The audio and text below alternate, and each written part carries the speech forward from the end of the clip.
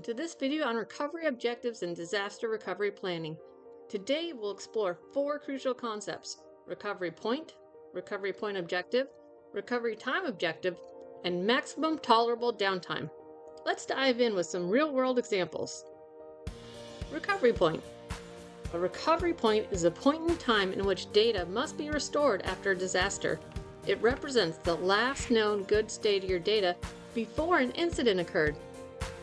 Imagine you're writing a novel and your computer crashes. The recovery point would be the last time you saved your work. If you saved your work at 2 p.m. and the crash happened at 2:30, your recovery point would be 2 p.m. Recovery point objective.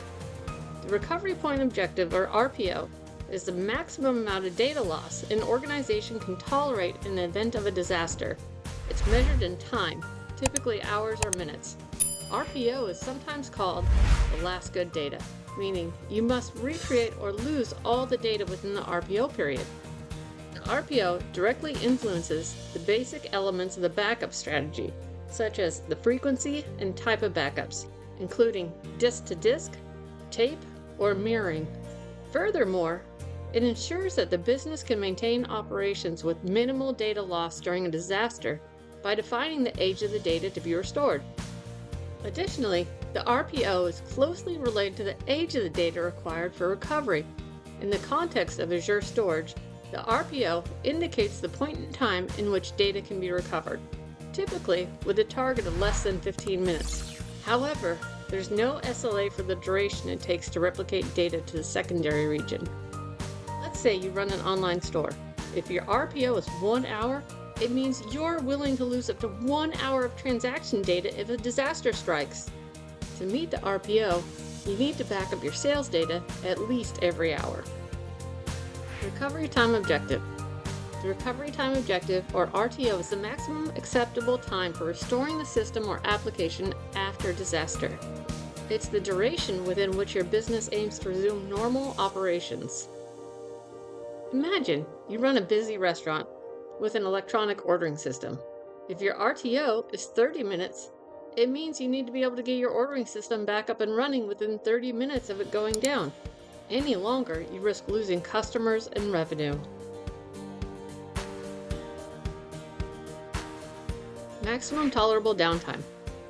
Maximum tolerable downtime, or MTD, is the longest period a business can endure without its critical systems before suffering severe consequences. It's longer than the RTO and represents the absolute limit beyond which the business viability is at risk. Let's consider a stock trading firm. Their MTD might be 4 hours. This means if their trading systems go down for more than 4 hours, they risk losing clients, violating regulations, or even going out of business. Now let's talk about some relationships between these concepts. RPO focuses on data loss, while RTO deals with system downtime. Both RPO and RTO should be shorter than the MTD. The recovery point is the actual point in which data is restored, which should be within the RPO. Example: a small accounting firm might have these objectives. The RPO is 4 hours. They back up data every 4 hours. RTO is 2 hours. They can restore the system within 2 hours. And MTD is 1 business day. They can manage manual processes for up to a day.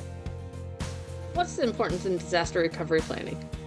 Understanding these concepts is crucial for designing effective backup strategies, allocating resources for disaster recovery, setting realistic expectations with stakeholders, and balancing costs with business needs. The hospital might need a very short RPO and RTO for its patients' record systems, perhaps minutes or seconds. This would require sophisticated and expensive real-time data replication. On the other hand, a small local library might be fine with daily backups and longer recovery times, allowing for a much simpler and cheaper solution.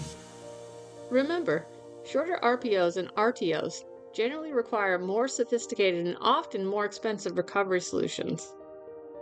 Thanks for watching, and if you want more study questions on these topics, check out IC2 and ISACA exams on Pocket Prep, and have a wonderful day.